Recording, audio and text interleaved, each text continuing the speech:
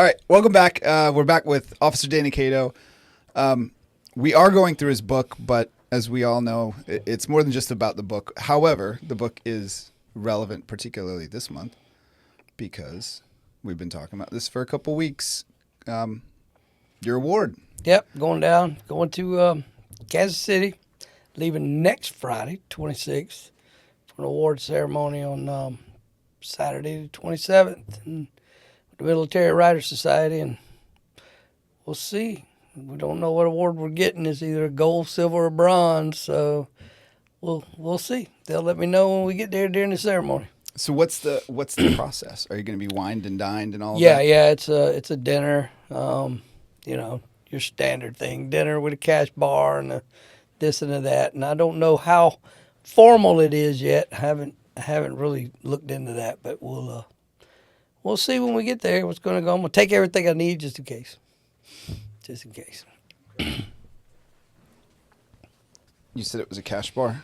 It's a cash bar. What is... Yeah, I'm not what happy. kind of not happy about that. I mean, you win an award and they make you Yeah. Hey, make you pay for your own drinks? the dinner was $145, so yeah.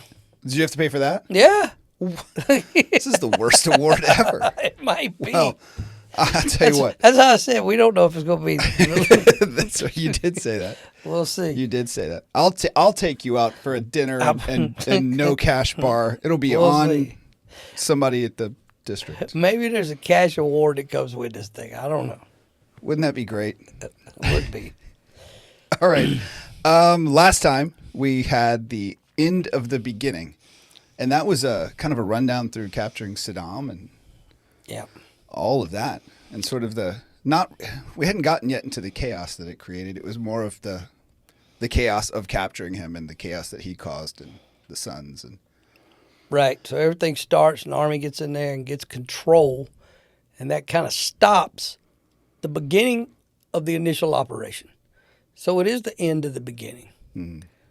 Now things are starting to move a little bit forward, a little bit faster now. And I feel like every time we say, all right, the stage is set. And then it's like the next one, we're like, the stage is even more set. And it just feels like it just keeps building and building and building. And when you think that things are ready, they just never are. Correct. So this one we have the death of a president. Yes. But it starts with General Tommy Franks. Yes. And you talk at length about how welcoming you guys all were when he came to visit, how much respect you had for him. Yeah, that. you would find it unusual for a Marine Corps unit to be really fired up about an Army general. He's probably been one since back in the days of Patton that Marines have really gotten excited about. General Franks was a good guy. He was a down-to-earth guy. He was a soldier. And he came to visit us when we landed in Afghanistan. We were the only Marine unit on the ground there. He flew in, came in to see us, brought a USO show with him, which we didn't think anybody was coming, because... Bob Hope. No Bob Hope, Dallas Cowboy cheerleaders. A little bit better. Strange thing about them, I was probably 1,000 yards away from them when they got off the helicopter. Of course, we landed there, hadn't had a shower in a month, wasn't going to get a shower for quite some time, and you could smell the perfume off these ladies when they stepped off the helicopter. It was really strange. But you had the cheerleaders there. You had Dave Carey came in there. I mean, what's the Price is Right guy? Drew Carey. Drew Carey came, 'cause he's a former Marine too. He came in there. Neil McCoy and Donka Shane. Really? Donka Shane. Yeah. Who is that? The guy from Vegas? Yeah, from Vegas. Oh, gosh. Yeah. I can see his face. Darn. That's going to bother me now. I can't think of it either. But it'll come back to me. It will. And I was kind of surprised he was there. It shocked me a little bit, but yeah. But they came in to see us. But the thing was, General Franks came in. General Franks was, the Marines they went crazy about him, right? And they were just, what's going on? What are we doing? All this going to have to be edited because you over there texting. I'm trying to Google who sang Donka Shane. Because it's bothering me. Let me think. But now I have to know how to spell it. Who was it? You know who it was? Wayne Newton. Wayne Newton. That's who it was. It Yeah, was Wayne Newton. Wayne Newton. So Wayne Newton comes all the way out from Las Vegas to do his thing. But General Franks was with him. General Franks came out, brought the USO show, and the Marines went crazy over him. I mean, they just thought, man, this guy, they treated him like a rock star, and had him signing things, and signing socks, shirts, things that we didn't have a whole lot with us to begin with, canteens, whatever the case may be. And I write a little bit about that in the book. You do. And General Franks was a highly respected individual, and he was in charge of the entire campaign of Afghanistan, to include, at that time we weren't in Iraq. At that time, there was no plans of going to Iraq. But when that kicked off, he was in charge of that entire region. So he would have been in charge after everything was said and done over Afghanistan and Iraq, all the operations. That's a lot. That is a lot, yes. And he would have wrote or had his people write all the war plans for the invasion, the aftermath, the carry on, everything that was going to happen. He would have had his people write those plans. It would have been under his regime. So everything that was done over there was kind of directed by him. Wow. And it's just interesting that despite all the things that went wrong, everybody overwhelmingly supported him. Loved him. Absolutely loved him. Because everything that went wrong, I don't think had anything to do with General Franks. And we all knew that in the end. I write in the book about what the Iraqis said happened, okay, to General Franks. Why he didn't end up staying into the whole operation in Iraq. You did. And I'm not going to disclose that here because you probably need to read that. However, had a lot to do politically, especially with Rumsfeld. And I don't think what a lot of people realize about Rumsfeld was he wasn't even in charge of the initial operation after 9/11. That was handed to someone in the CIA who wasn't even that high up in the CIA. Really? Because he had a better idea than Rumsfeld. And George Bush was like, you take it, you run it, it's yours. I mean, it was embarrassing for him from the start. So they bumped heads the whole time, especially about how many troops should be in, how many troops shouldn't be, should we pull this many in, put this many out, all these things that were going back and forth. So Rumsfeld and Tommy Franks had a horrible relationship, but President Bush had all the confidence in the world in Tommy Franks. Rumsfeld wanted Franks out, and Franks gave him a reason. It's in the book. Yeah. Okay. Well, Franks so we won't talk about it. No, Franks Okay. gave him a reason. But Bush said, you stay till you accomplish your mission. Well, his mission in Iraq was to secure Iraq. But you never write a plan of taking another nation without a carry-on action after you have taken control of the country. He took control of the country. He accomplished his mission, and he resigned. And he walked away from the job. And everybody went, well, what do we do now? And you talk about why, and we said we won't get into necessarily what made him do that. But did people not like that? Like, because you just said that you don't take a country without having a plan of action for afterwards. Right. He didn't wait for that afterwards. So No. So were you guys disappointed in him a little bit for that? I don't think disappointed in him. I think if everyone would have known the truth of what happened, if that is the truth, why would I have been disappointed? Because here's the deal. If I tell you, Adam, I need you to do A, B, and C, but also make sure you have a D for when we're done with C. And then I come to you in the middle of your whole operation, in the middle of B, and go, hey, when you complete C, you fired. Okay. Well, I guess it was my question was that what Bush told him was when you're finished with your mission, but You're done. who decided what his mission was? Well, in his mind, his mission was go take Iraq. Okay. So and he did. So when they said when you've completed your mission, when Bush told them when your mission's done, you can resign, that didn't include, at least as Frank saw it, meaning stabilize the country after the fact. It was just Absolutely. it's ours, then we go. Right. I got it. Okay, you told me I got to resign. I'm going home. Ugh. fine. I've been over here since 2001 Yeah. anyway. You don't have to tell me You know, twice. you would have told me the war was over to begin with because we couldn't find any WMD. So we're gone. I'm gone. I'm out. No after action plan. No after action plan. Nothing. And whose responsibility was it to have that? I mean, we know it was his to create that, but It would have been joint. So it would have been a diplomatic side, which Bremer was running. and you said everybody liked Bremer too. Everybody liked Bremer too, but Bremer was tearing some things down that he admittedly, now we know, says I shouldn't have done. And he would have needed that military side to support him. And it was gone.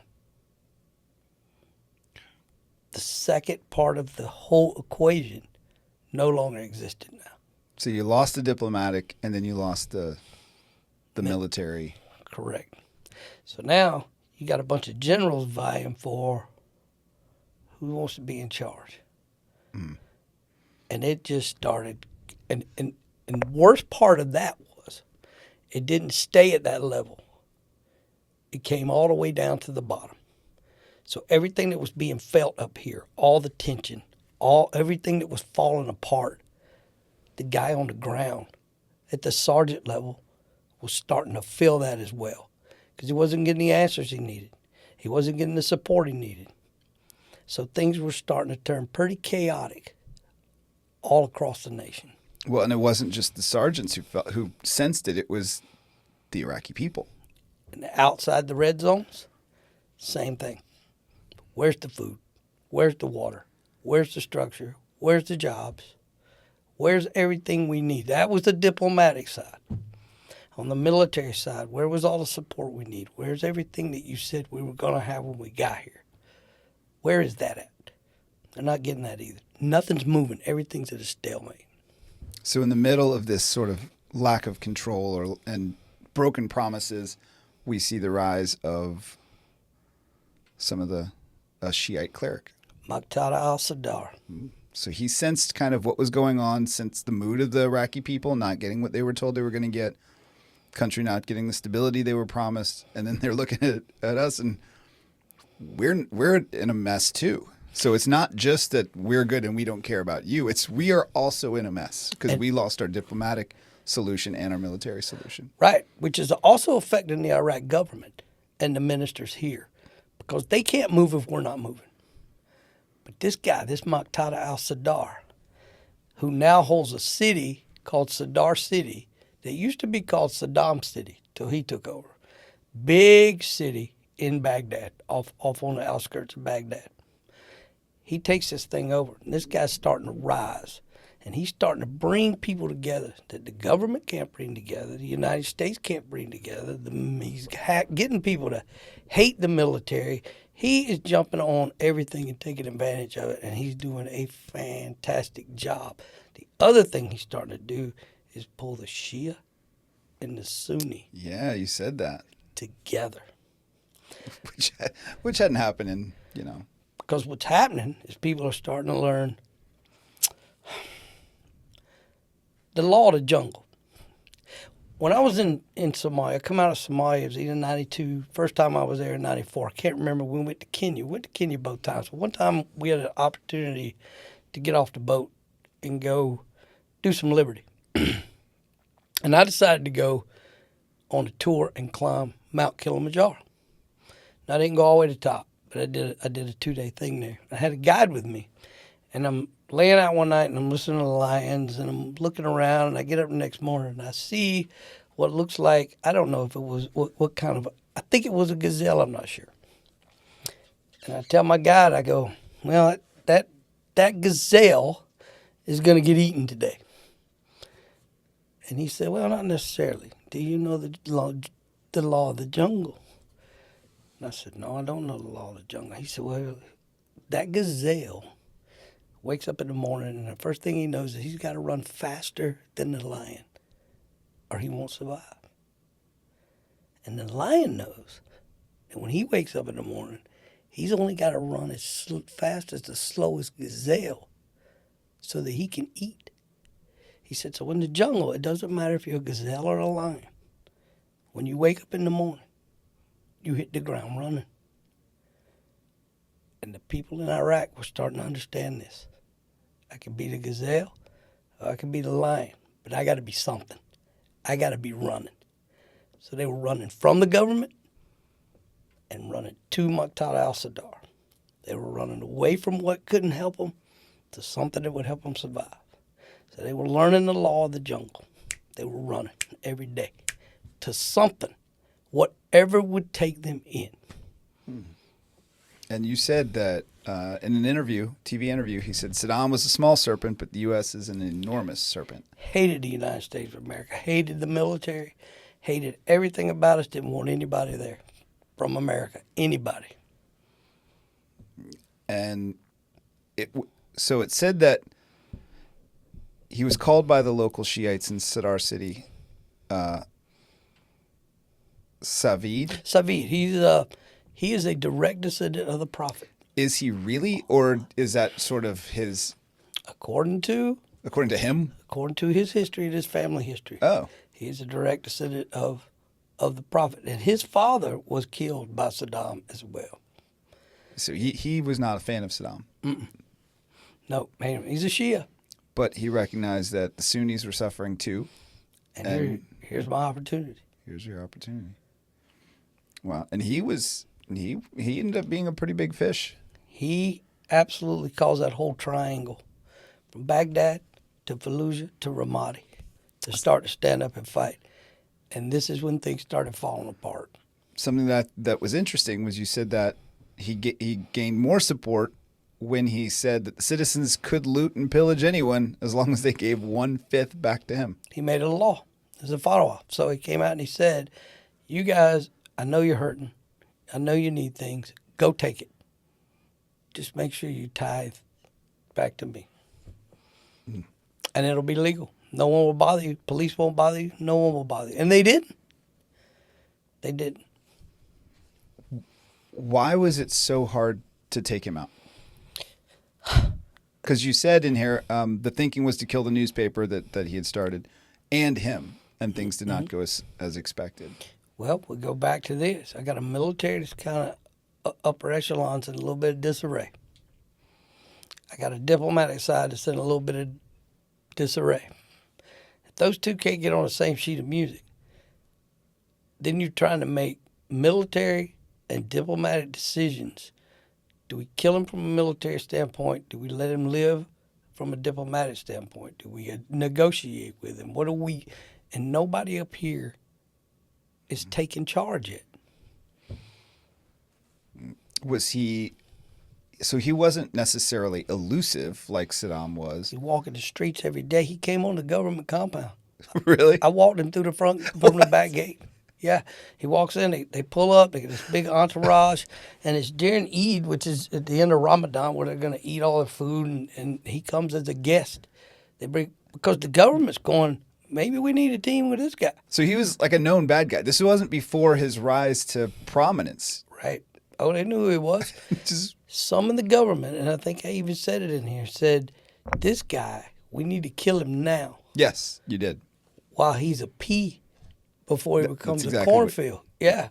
So they wanted him dead from the beginning. They pointed out, these are some of the people we need to get rid of because if we give them a foothold, because he was a known cleric, if we give them a foothold, they're going to take it and they're going to run with it. And this one did. He came onto the compound. He went in, and he ate with the guys that were there. Really? Yeah, walked off. I wouldn't let his entourage in. I wouldn't let his vehicles in. They were real happy about that. I really didn't care. And the funny thing was, I didn't even know who he was. I didn't have a clue who he was. Shows up with his entourage. The government's going, we need to let him in. I'm like, well, who the hell is he?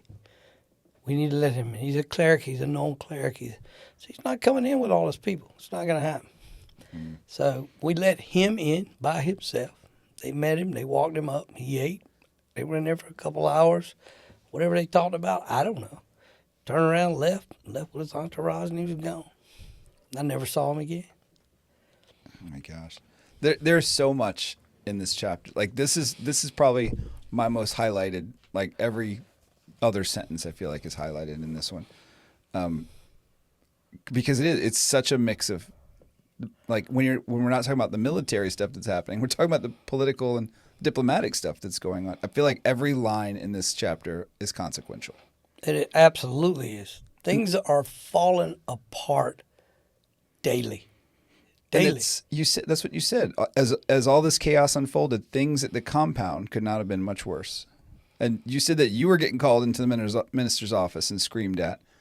Yeah. So I'm the American on the compound, right? So when things don't go right, the general secretary calls me up, sits me down. Dr. Alawi's in there with me. He's going to eventually be the prime minister of the country. I don't know this at the time. And they're like, what's going on? What's wrong with y'all? Why can y'all not get control of this? You know, where is General Franks? He's gone because he hadn't been on the scene. He's been gone. And I'm like, I don't know. So we're having all these conversations. They'll bring me in. They'll get mad at me. They'll say, why didn't you stop this guy? And then these generals start coming in and telling these stories. Yeah. Well, and before we get into that, I want to just kind of pause and talk about and just credit you as a writer for this, because even the chapter with the car bomb and the one before that with the exploding picnic tables and your poor swimming pool getting destroyed, this whole chapter from start to finish, you can feel the tension in everything. And even with the other ones, you couldn't feel tension from start to finish because it wasn't meant to. So I think that's just a testament to you as a writer for being able to talk about sort of the calm before the storm and feel that. And then obviously the tension driving through the red zone and then the relief that was felt. Like you could feel that when you're reading through it. And this one, like every word, you could just feel that there was just something bad was brewing. So I think it's just a credit to you as a writer. Well, I appreciate that, but I was getting this from all sides, right? I was getting it from the American side. I was getting it from the Iraqi side. I was getting it from the British side. I was getting it from everywhere I turned. I'm getting this sense that things are bad. Things are bad. Everybody I talk to, I'm not hearing anything positive. Nothing positive. Every bit of news that's coming out about anything is negative, and it's getting worse and worse and worse.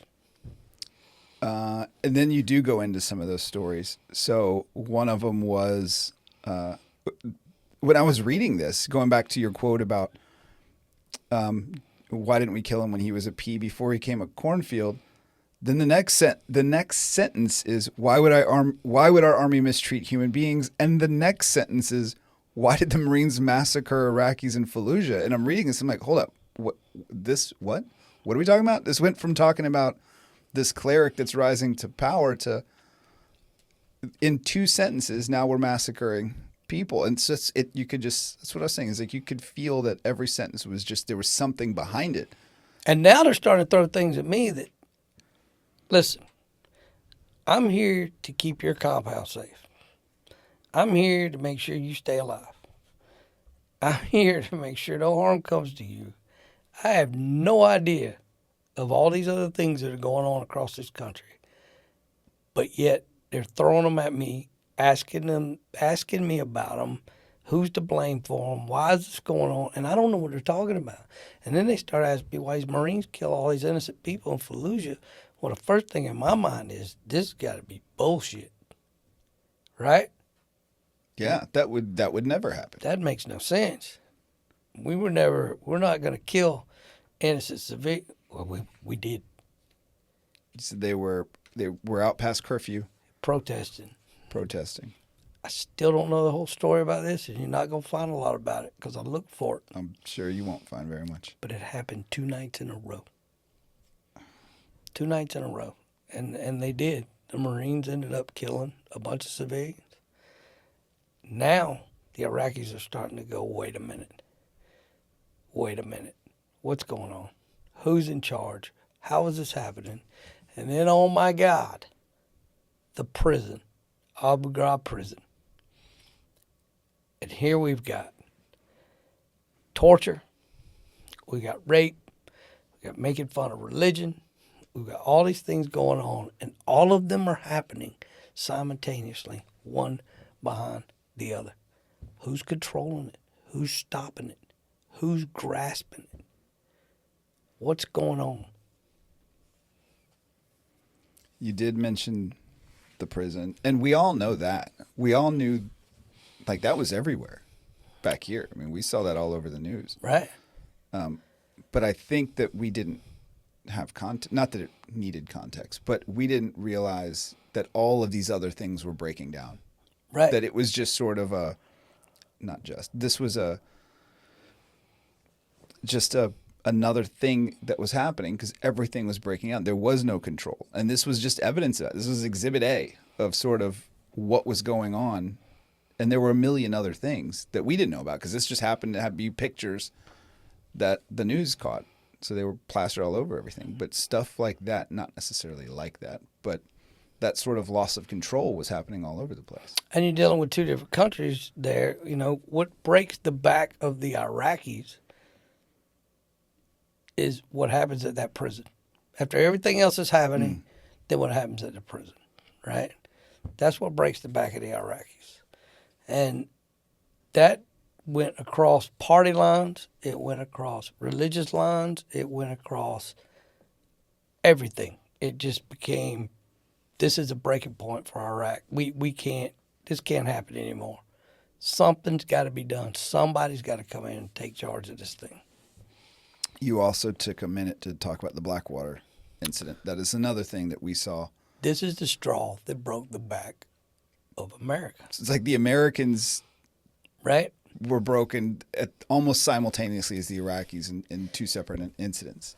The funniest thing about Americans is if Americans can't touch it, they can look at it and go, "Ooh, that's terrible." But when it's connected to the country, then it becomes something different and personal to them. So they saw all these things that were going on with Iraq. It was making the news. Everybody knew this. They knew what was happening in Abu Ghraib prison, right? Everything that was happening. And then Blackwater, biggest contracted group in the country. They're escorting a convoy. They get ambushed. They get stopped. They get caught. They get pulled out of the cars. They get tortured. They get hung upside down on a bridge and they get burnt. These are American contractors, all former military special forces. This hit America at home. It didn't matter that they were contractors. It didn't matter that they had chosen to go over there on their own. It didn't matter that they were making the money they were making. They were hanging from a bridge, upside down, naked, burning. That hit America. That's when things started to flip. That's when people woke up and said, whatever's going on in Iraq, it's got to stop today. Is it similar? It sounds like it's similar just because this is not about the book, but this is about you. And we talked about this in the very first episode with Mogadishu. Black Hawk Down. And people knew it was in the news, but it wasn't until the two Navy SEAls. Well, these were two pilots. When we saw the pilots being drugged down the street. being pulled down the street that on the news. Right. So you had the Delta Force guy and the pilot guys being pulled up and down the street, naked, same type thing. Turned Somalia around, but not really. Right. All they did We was just left. We just left.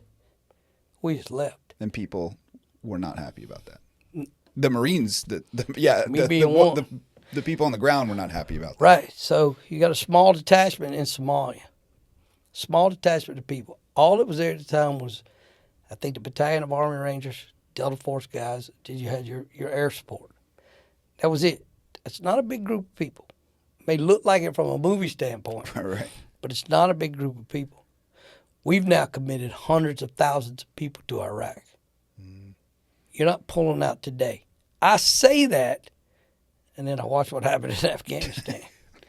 But you just, now you're in it. Yeah. You're in it, and you've got to turn this thing around and make it happen. Yeah, and again, I only brought up Somalia because that was what we saw. All of a sudden, we saw the bodies of our people being dragged through the street. We'll see bodies of their people dragged through the streets all day, and Doesn't matter. It's not us. But the second we see ours, which is understandable, Right. Then we care, and it made an imprint then. And seeing the Blackwater situation, which became known as Blackwater Bridge. Blackwater Bridge. To the day we left, they may still call it that. I don't know. Then we go from there. You said the car bombs were getting worse and worse, and the green zone was getting bombarded. Bombarded every day, every night. It got to the point where I would go to eat in the morning, and it was just normal, just rockets. It wouldn't even pay him attention. Well, okay. So going back to the job, was it the job? Yeah, You said the same thing about, was it Ronnie? yeah. You said this, which we actually hear about again. Yeah. You said the same thing. Like you would hear him, and you were No, Ronnie kind of didn't freaking out, care. and Ronnie didn't care, and now Ronnie didn't care. Now here No, it is. I don't care. No, you don't care. No, I don't care. It's just I've gotten used to knowing well that was coming in and that was not. That was going to the palace. That was going to miss the whole green zone. You just knew. And what was it you said? You said if you hear the whistle, Then you're in trouble. then you're in trouble. If you Right. hear the, If you hear it cutting through the air, it's already gone. you're fine. But if you hear the whistle, that's not good. It's on top of you. Yeah. And what was the blast radius Well, depending on the size or of the the kill rocket. radius? That's right. So rockets were one that were more you would get the kick on. And the whistle would be the mortars. You don't generally hear them coming in unless they are on top of you. But that blast radius could be anywhere from a 50-meter kill zone to a 150-meter kill zone. Gosh. I remember we talked about that a lot in the first episode. That was, ugh. So those were just picking up more and more every day. Every day. But you said still my most important information came from the kids who came to see you. Always the kids. So down the red zone, the back gate, I always made friends with the kids. I stayed in contact with them all the time. Candy, soccer balls, whatever I had. They'd come see me every day that I went down there. And they'd feed me information. I would just ask them, and they would just tell me things, you know? Be like, what's going on today? What's happening in your world? And they would talk to you. They would tell you what was happening. They would tell you who was in charge. They would tell you if there was going to be an attack that day. They would tell you all kind of things. They were the best intelligence I had. Does that explain why, as an SRO, you were so in tune with the students and the kids? And Maybe some. Maybe Yeah. some. Yeah. Well, you know, I got a lot of my intel from kids here too, right? But yeah, those guys were really, some of those kids, I was probably their only adult human interaction in a day. In a day. You know, I'd come down there, I'd give them water, I'd give them candy, I'd give them whatever, and they're like children here, like going into elementary school here. I mean, they want to hug you, they want to touch you, they want to high five you, they want to talk to you. They're just children. They just live in a different world, under different circumstances. Their mind is locked off to a lot of things. But when you get right down to the basics, they're just kids that just want somebody to put an arm around them, talk to them. And they'll talk to you. They'll talk to you. No. then we talk about the sitting president at the time. Izzadin Salim, he was a good man. His belief system, he was very naive. He didn't believe that Iraqis would kill Iraqis, you know. And like I told you earlier, he wasn't necessarily wrong about that until he wasn't. Once Muqtada al-Sadr got involved, now people had employment. You start working for me, you start causing this disruption, you start doing things to get this government thrown off, I'm going to take care of you. So Iraqis were starting to kill Iraqis. Iraqis weren't killing Iraqis on the street like I would kill you. They were after the big dogs, right? You know, you and I. Well, hold up. Well, like Hold up. let's say, for instance, I don't know you, right? And I was fixing to say I don't know you. I knew you were going to say that, Yeah. Adam. So, but you know, I'm not out to get you. I'm out to get the bigger dog. I want to disrupt. If you can disrupt the government for me, I'm gonna take care of you. So they wrapped up their attacks. Iraqis were attacking, and they were doing it through car bombs, and they were disrupting trade routes. They were disrupting that route from the green zone to the airport big time. That became the most deadly highway in the world, according to the Guinness World Book Oh, of that's Records. right. We talked about that on the first episode too. But it wasn't as bad when I came through there that time as it was about to get. Now it was getting horrible. Contract companies like our company were getting tore up every day.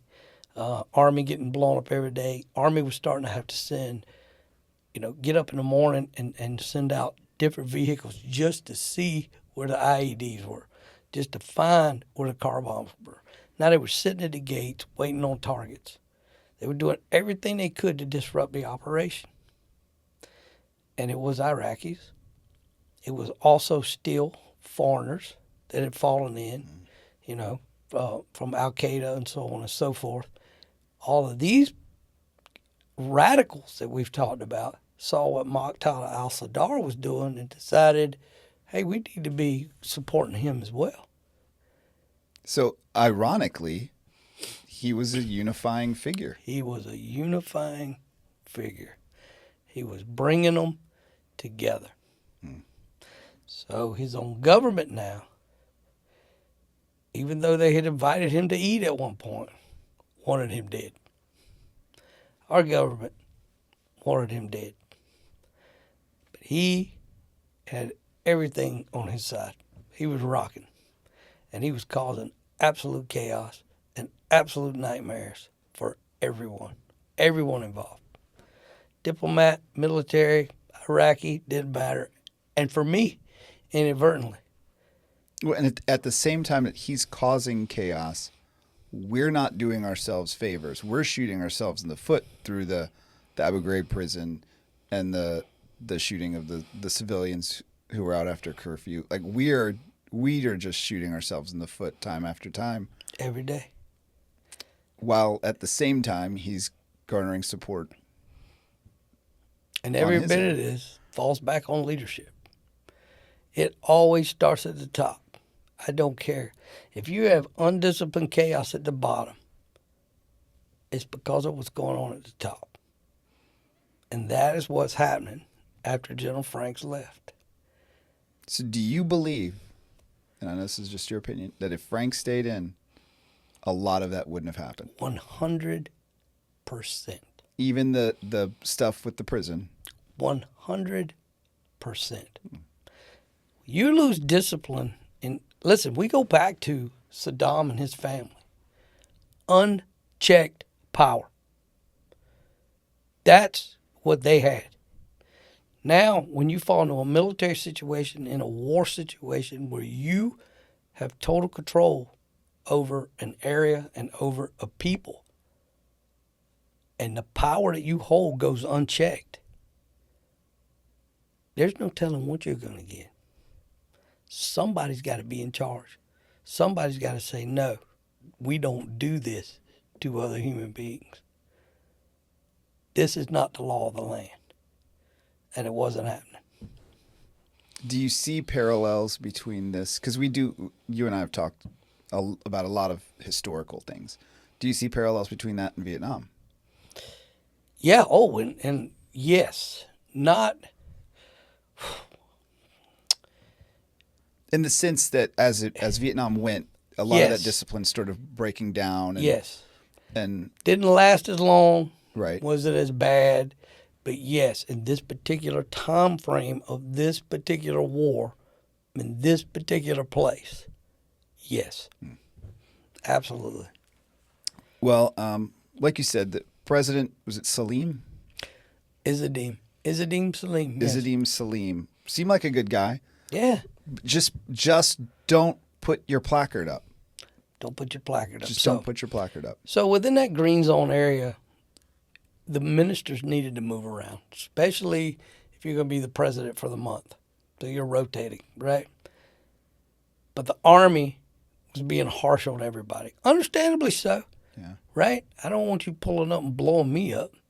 So they don't recognize these guys. They don't know any of them, right? This is Minister so-and-so. He's from this part of Iraq. He's exiled. He came in from Jordan. They don't know who he is. pictures aren't doing them any justice because of the way they dress. Everybody dresses so different. So since they were being stopped and harassed all the time, searched, this, that, and the other thing, they didn't like it. Hey, this is our country and look the way you're treating us. I got that. I understood it. We've come into their backyard. We've asked them to come in and get this country squared away. Yet we're treating them like second-class citizens everywhere they go. How can I stop that? Well, I said, well, why don't we give them a placard? So I gave them a placard. It was about, I don't know, 7 inches long, about 4 inches wide, and it said President right on it. And you hang it on your mirror like you do a parking pass tag somewhere. So I said, listen, I'm going to go to the leadership within the Green Zone, Army leadership, Marine leadership, everybody's around and go, listen, this is what this guy's going to have. If you see this coming, stop him initially, don't search him, make sure it's him, let him in, let's make this become a little bit more hassle-free. Okay, everybody was on board with that.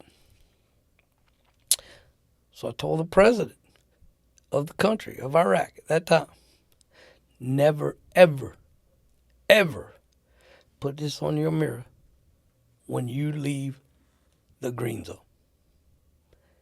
When you're in the red zone, you cannot have this thing. I can't protect you out there. Army can't protect you out there. Do not put this on your mirror. Everybody was in agreement. The whole entire government was in agreement with that. As they were pulling up to the green zone on this particular day, I can't even remember what the date is, but it's in the book. May 17th, 2004. 2004. I knew it was getting warm. So he puts the placard on as he's sitting in that line to get into the green zone, which he never should have put the placard on. He was sitting in the back seat. So it was one of his bodyguards. They had their own team of guards. He puts the placard on. He's sitting in a line of cars, probably 16, 17 cars. Target of opportunity. They were waiting. They saw him put it up, took the car bomb, ran dead into him. Boom. I heard the car bomb blow that day. Heard it. I heard it at the gate. Didn't know it was him, but I heard it at the gate. And it wasn't long after that, phone started ringing. It started ringing.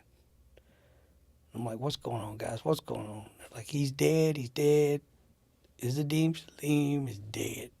They got him at the gate. That car bomb got him at the gate, killed everybody in that car, including him.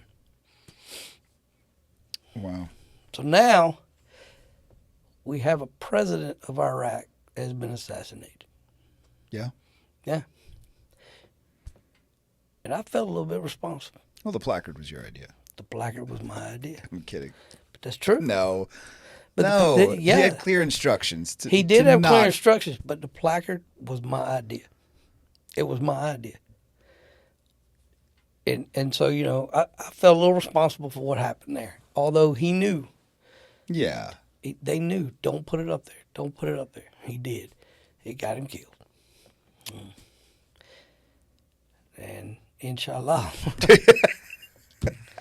You know, what do we... Exactly. Now you know why Safe says it so much. Yeah. Well, then, the paragraph, two paragraphs of the funeral was like some of the most stressful words I've read written in a book in my life. Well, which I'm like talking about how stressful it was reading it. How was it for you, Danny Cato? Yeah, it was pretty stressful. Yeah. What did you think was so stressful? I mean, but I mean, again, this goes back to just your credit as a writer was, I mean, because you even said the expectation was that they were going to target the funeral because you're going to have everybody coming in there. British intel had received information that that there was a possibility they had built a car bomb within the green zone. Now, this would be hard to do in the fact of the way everybody was searched. But if you're not searching shirt sleeves where they sew it together, people bring in little pieces of Semtex at a time, sew it in there, sew it in your pants leg, sew it in your shoe. If you do that over a period of time and store that in one spot, you can build you a sizable bomb. How much Simtex would you need? Not a stick, like Just a one? stick of C4. You know, it would take a lot of Simtex, but over time, if you had 2 or 3 people doing that, over time you could have you enough that would be like a block of C4, right? That's all you would need. That's all you would need. So we were told that this thing could target this funeral. So ramping up for this was going to be tough. And getting the Gurkhas ready for it, getting everybody ready for it. It's 110 degrees, and everybody's coming from everywhere to go to this funeral, including Burma, because it's going to be a diplomatic deal, right? So it was a very stressful day, to say the least. But nothing happened, Nothing happened. which was,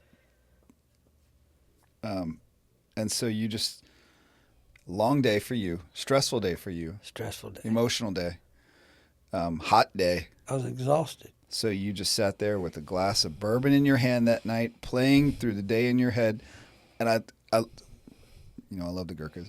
And after all this, you said, as I sat there with a glass of bourbon in my hand that night, playing the day through my head, I wondered what the Gurkhas thought about my leadership.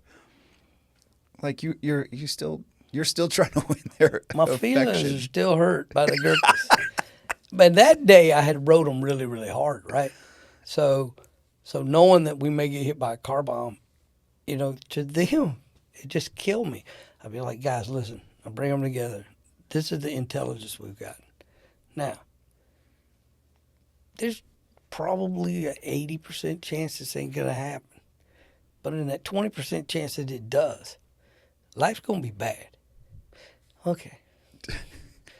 Happy. I'm like, no, I can't beat it in your head how serious I am. So as we would go through the day and they would make mistakes Oh, where I would normally be, no, Si, wait, it went back to Marine.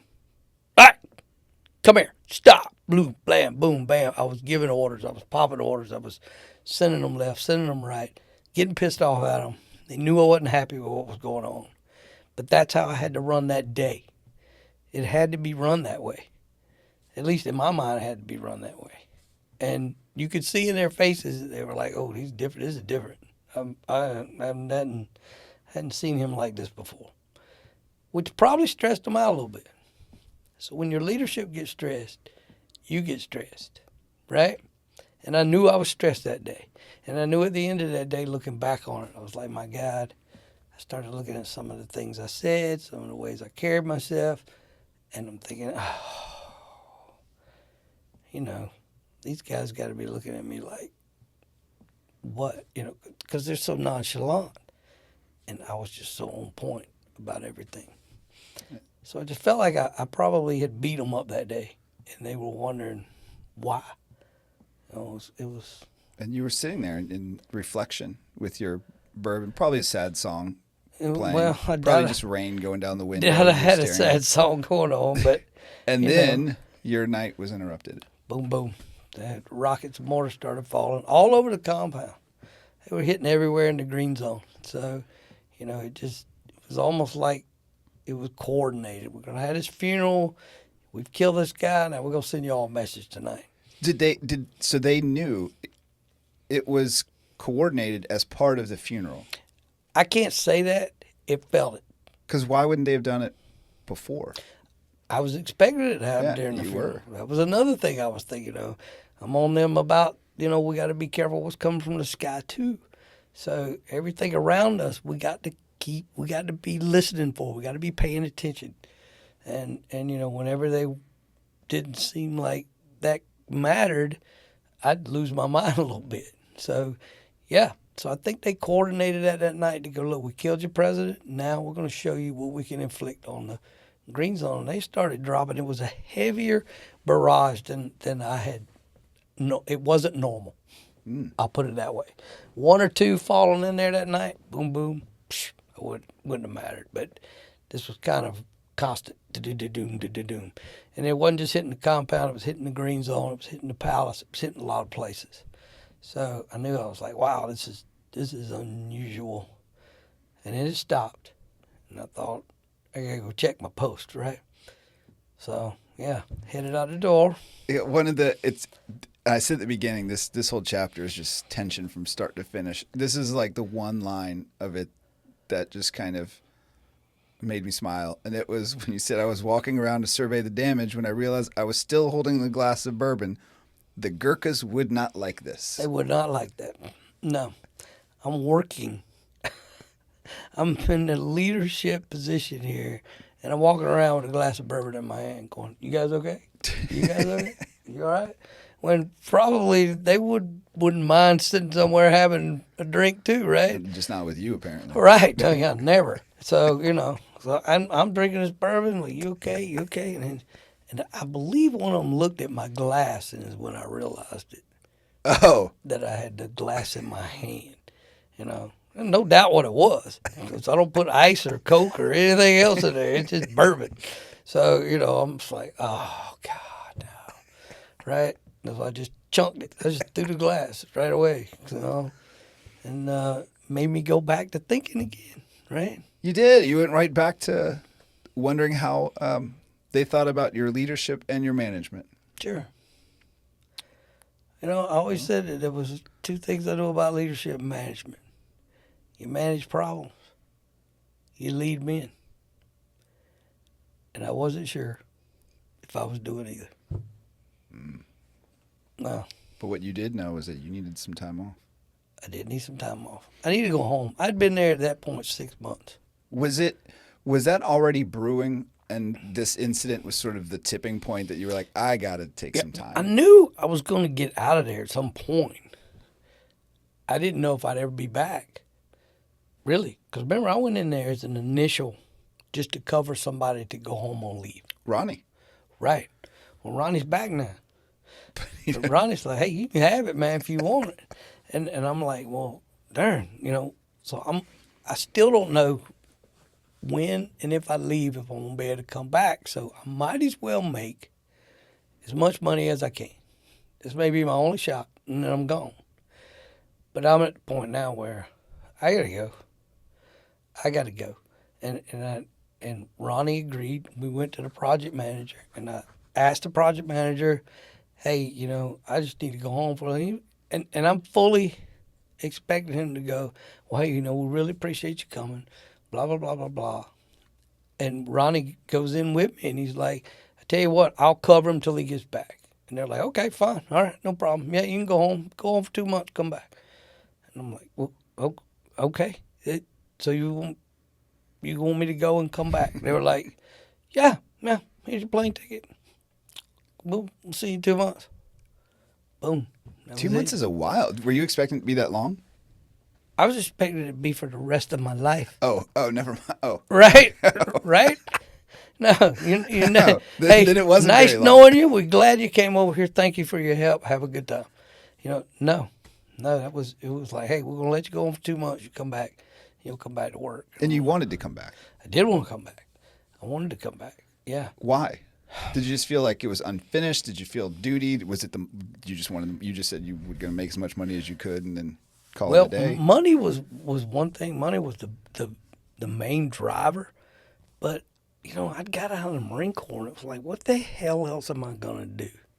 This opportunity kind of fell in my lap and it fit me, And now that I wasn't scared of rockets and mortars anymore, I could deal with everything else.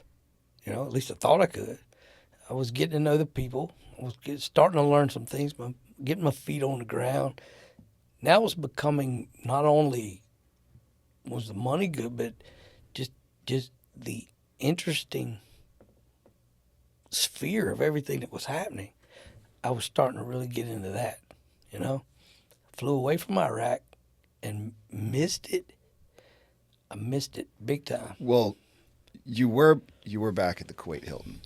I was back at the Kuwait Hilton, yeah. I loved the Kuwait Hilton, I always liked going back to Kuwait Hilton, and I always liked flying back home and going through the London airport. Well, hold on. When you went from Iraq to Kuwait, were you on a plane with Russians where you were just tied with a rope to your seat. Nope. This time I was on a military aircraft. I was on a C-130. Only the flight with the Russians could make a C-130 feel like you were in a 747 Right. flying business class. Right. At least I felt like the people flying the plane knew what they were doing. So it was, I got on a C-130 and I flew out of there and landed back in Kuwait, went back to the Hilton, stayed there a few days. They got my tickets and everything arranged, and then I'd fly Kuwaiti Airlines. I'll tell you, and I never put anything in this book about the travel. And the travel, I probably should have had a section in there because it was funny. Kuwait Airlines, you'd get on the bird and you would leave. And you'd leave with a bunch of Kuwaitis. And the women were wearing all their traditional stuff, as well as the men. And I'd sit on the airplane. There's no alcohol in Kuwait. It's totally illegal. It's prohibited. Even at the Kuwaiti Hilton? Well, okay. we brought our own. We brought our Duty own, free. we brought our own stuff back from Iraq. So you break Kuwaiti airspace, and the pilot would come on and go, "Ladies and gentlemen, we have now broken Kuwaiti airspace." Everybody disrobed. What? All the stuff came off. Burkas came off. Everything came off. Everything came off. Alcohol What starts. flight is this? Alcohol starts flowing. Really? Yeah, all the way to Heathrow Airport. We've broken Kuwaiti airspace. They don't have to wear. They don't have to follow the rules anymore. Unbelievable. Unbelievable. So go to Heathrow Airport. Heathrow Airport coming through there the first time. There was these two Portugal guys I met. They had a little kiosk. They were funny. They poured alcohol, and just a little kiosk. I'd sit down, get to talking to them, joking, laughing, carrying on back and forth. And every time I'd go through there, I'd sit with them. And I'd go back and forth out of Iraq. You'll see this. I'm back and forth, back and forth, back and forth. So you do 4 months in, 2 months out, 4 months in, 2 months out. I'm on my way back, coming back one time, and these guys had the kiosk was gone. And I was sitting in the international airport, and I'm like, where are these guys at? What happened to them? They get fired, whatever the case may be. I asked this employee that was working there, and she's like, oh, no, they have their own place now. So they actually had close the shop, pick the shop up type thing. And I went in there like, Kato, You come gave on. them that much business that they were able to You upgrade? would think. So they got the deli, they got food, they got the alcohol, they got everything, they got a full big bar with a restaurant. And I'm like, man, this is great. I'm like, you guys are doing great. Yeah. So months later, I get ready to fly back out of South Carolina. I get on the plane in Columbia and I go to Washington, Dulles, Washington. Well, usually when I get on the plane in Columbia, I have a ticket to Dulles, Washington, from Dulles, Washington to Heathrow, Heathrow to Kuwait. All I had was to Heathrow.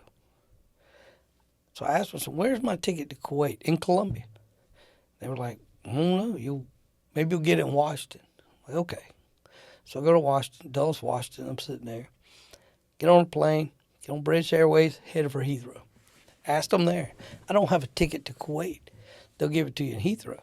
I'm starting to think, well, how? I don't go to counters anymore. Once you break that international customs line, I don't have to go to a counter anymore. I'm supposed to have everything I got going from country to country. Well, what no one has told me, or anybody else for that matter, is the airline in Heathrow has gone on strike. Gone on strike. So we land there. All these people going on strike. It was the food people and all the that puts all the food and the water and the drinks and everything. They'd all gone on strike. So the planes couldn't fly. So I walk into the international airport and everybody's leaving. And I go into their little bar, my Portugal guys. I walk in and I'm like, he's closing the gate. And I'm like, man, hey. He's like, Kato, why are you here? I said, dude, I'm trying to get to Kuwait. He goes, you're not going to fly anywhere. He tells me everybody's on strike. Planes are shut down. I'm like, well, what? I said, I'm going to have to go to, you cannot go to town. They are rioting in front of the place. You need, here, you stay here. Stay here. Eat what you want. Drink what you want. Okay, it's yours, blah, blah. And I'm thinking, okay, I take it from him, take the keys. They gave you the keys? Yeah, so it's open. And I'm watching people just leave. An hour later, I am the only person in the international side of the airport You're literally living in a bar by myself. by yourself. I'm walking up and down in the At terminal, Heathrow. and I'm looking for an employee, somebody. I run into one woman that works for British Airways.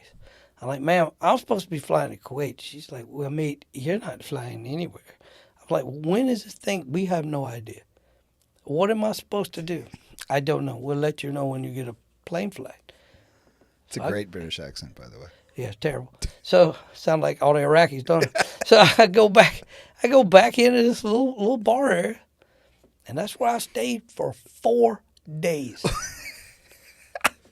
Did they have anything left when you left? I was eating all their food, I was drinking all their liquor, I was doing everything right. And finally, on day 4, I hear my name. Somebody's calling my name, and I walk outside, and it's an employee from British Airways. It's like, Are you Richard Cato? I said, yeah, that's me. You're flying to Kuwait tonight at 10 o'clock. I'm like, okay. Still nobody in the airport. So I waited about, I don't know, maybe 9. I shut the place. I left $1,000 on the bar. Shut the place, locked it up, put the keys right on the inside. And as I'm leaving to get on the plane, people are starting to come back in now. The strike is over. Strike is over. I never saw those guys again. Ever? No. Oh. Never saw them again. You'll find out why later on, but no, never saw them again. Oh.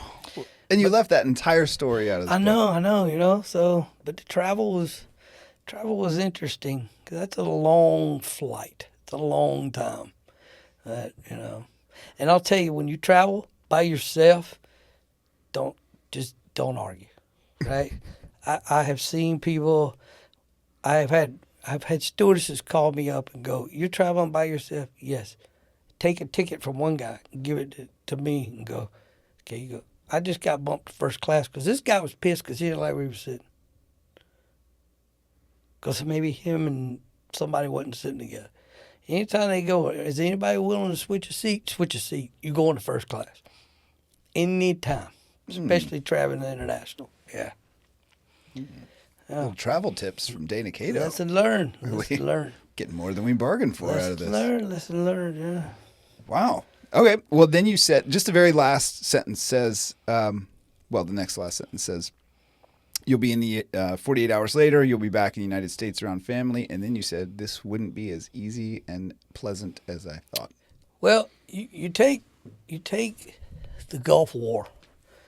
I was on a ship. Okay. Let's talk about Somalia. I was on a ship. Afghanistan. I was on a ship. So you leave those places and you come back. And as you come back, you're not coming back tomorrow, right? You might be going to a couple other countries first. You get to decompress. You get to talk to your buddies about what went on. You get to do all these things, right? You by the time you get back home, you maybe stopped in Australia, you stopped in Singapore, did this, did that, talked about everything, talked things out, and then you come back home. War zone today, home tomorrow. That is a different damn world. That's a different world because their life hadn't changed. Nothing in their life has changed. The only thing that's changed is you've come back. And you're not the dude that left. Right? And I could see that, especially from Vietnam. When they didn't travel as units, they traveled as individuals. Right? So-and-so died, you replace them tomorrow. You do your 12 months, get on a plane, go home. So you spend 12 months in Vietnam fighting, and 48 hours later, you're in the United States. And then the treatment they got coming home, some of them, plus they got to go to their families. Nothing's changed for them. You know, a year sounds like a long time to a lot of people, but we all know it's not. But what can happen to you over there in a year, what can happen to you over there in 10 days, can change you for the rest of your life. These people don't know that. They don't understand it. Not their fault Right. either, right? So flying back to that within a 48-hour period, and the first thing everybody wants to do is, let's go on vacation.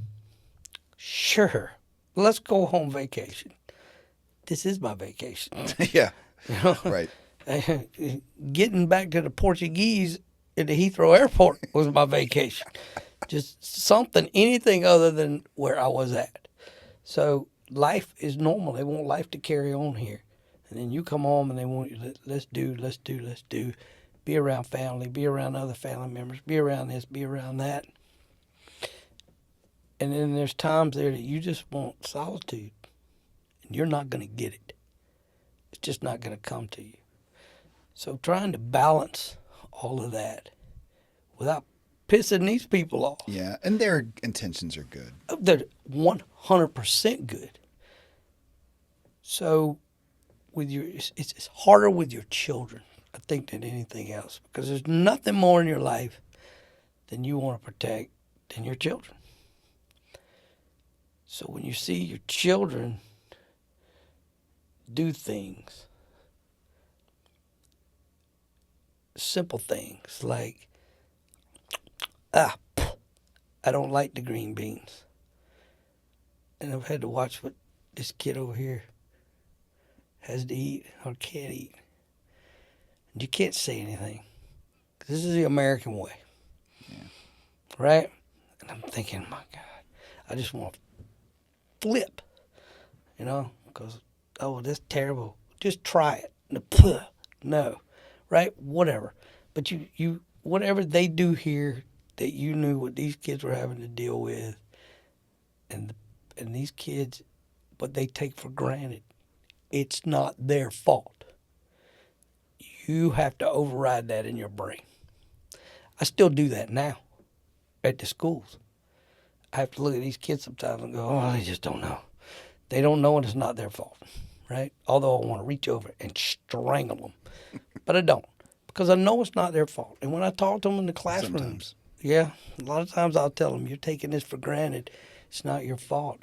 You ought to see the look on some of these kids' face when I show them what a bathroom, a toilet in Iraq looks like compared to what they wake up to every day of their life. It shocks them. You know, there's no mirrors, no vanities, none of these things, no toilet seat, no toilet to sit on. You know, things that they just don't know about. They take for granted every day. And not just them, so do we. Take it for granted. I remember going to Afghanistan, landing there, and I'm thinking, man, this is like the fourth time I've done this. And you know what? I forgot the simplest things. How did I forget these things? I don't realize I'm missing them till I don't have them. So those were the things that were hard about coming home.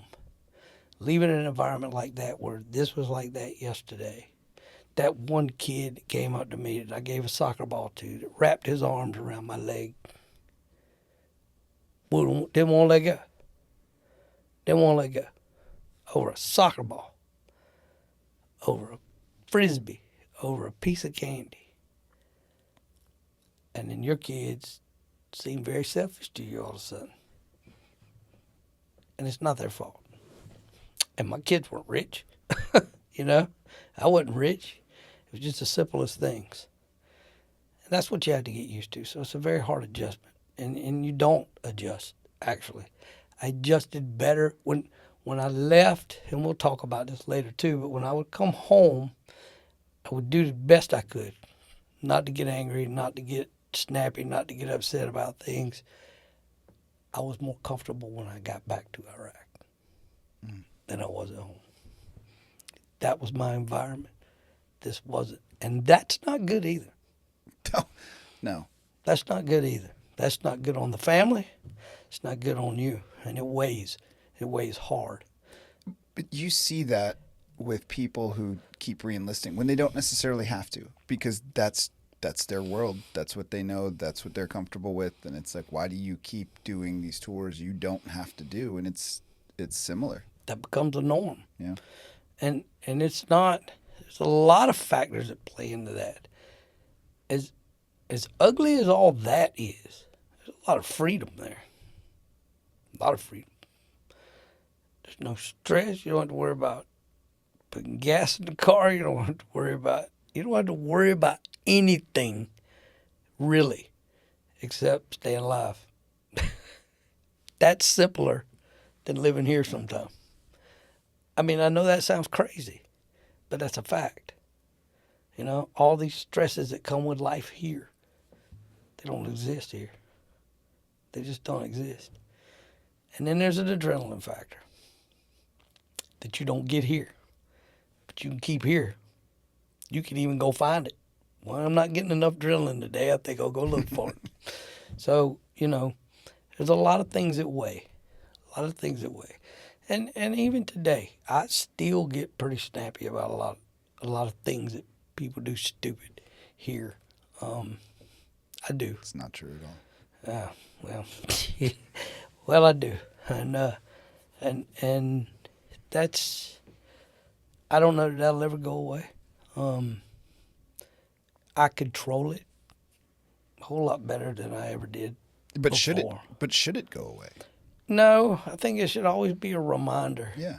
of how good we have it, how good our life is, how lucky we were to be born when we were born, how lucky we are to be able to worship the way we want to worship, speak the way we want to speak. You know, that first 10 Bill of Rights, I mean, those things are amazing compared to the rest of the world. It's what separates us from everybody. So, you know. And just to segue, the name of this whole project that you're in is not Inshallah, because this is not about the book. No, it's not about the book. The book is just sort of the topic of the day. It's the Project 1791 is about those Bill of Rights. And so we are going to get into all those. That's why we did this, actually, once we finish this trip through the book. So that's where we're headed. Yeah. Where we're headed next is you're home at the end of this chapter, Death of a President. Then we go into Catfish 126. So briefly, what are we going to... Well, we might have some surprises, but... We might have some surprises. You might get to meet some people who are really in the book, but we're going to go into some good friends, good relationships, long relationships that end up affecting me in Iraq on a very personal level, which I would have never seen coming at that particular time. So we're gonna learn a lot of things about my past, my younger past, and going forward, and some of the things that went on in Iraq with some close friends. Well, good. Close friends. I don't know if we'll get to that because of some logistics and some coordination. Hopefully we can, but I don't know if we're going to get to that before your trip to Kansas City, which is That'll be close. About 2.